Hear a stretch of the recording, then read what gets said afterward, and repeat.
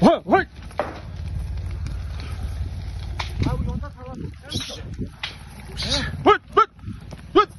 Yonca tarlasının içine.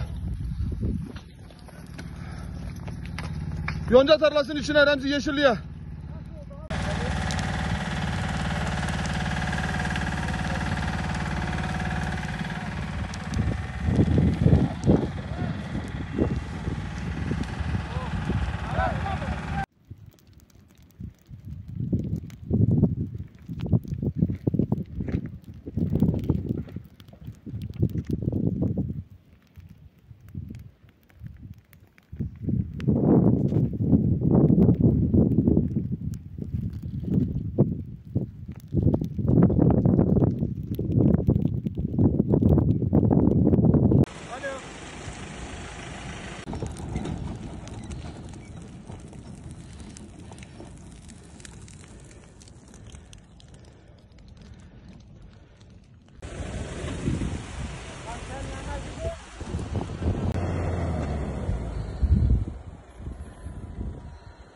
Etli istemişler.